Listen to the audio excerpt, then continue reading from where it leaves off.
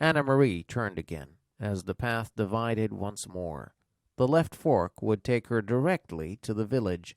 It was the way they had come from the train, and the way Mamma had walked to school as a girl. But Annemarie turned to the right, heading now toward the harbor side, where the fishing boats lay at anchor.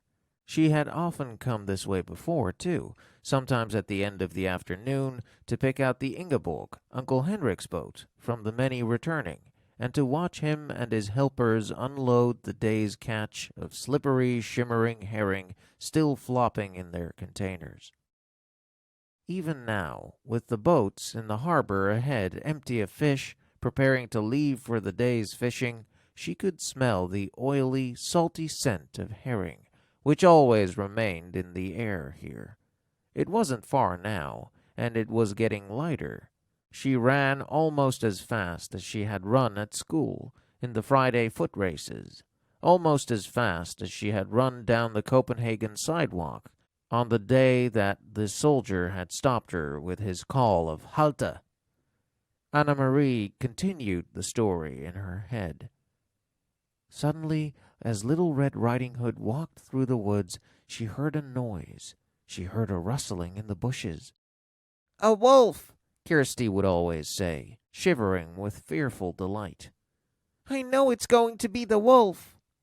Annemarie always tried to prolong this part, to build up the suspense and tantalize her sister. She didn't know what it was. She stopped on the path and listened. Something was following her in the bushes. Little Red Riding Hood was very, very, very frightened.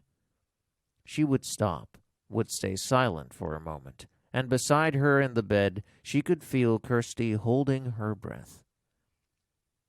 Then Annemarie would go on in a low, dread-filled voice.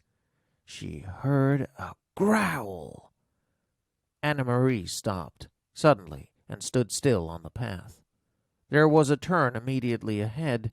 Beyond it, she knew, as soon as she rounded the turn, she would see the landscape open to the sea.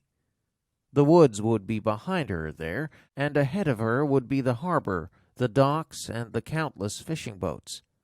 Very soon it would be noisy there, with engines starting, fishermen calling to one another, and gulls crying. But she had heard something else. She heard bushes rustling ahead. She heard footsteps, and she was certain it was not her imagination.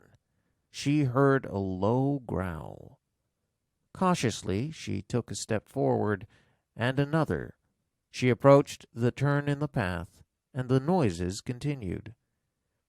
Then they were there, in front of her, 4 armed soldiers.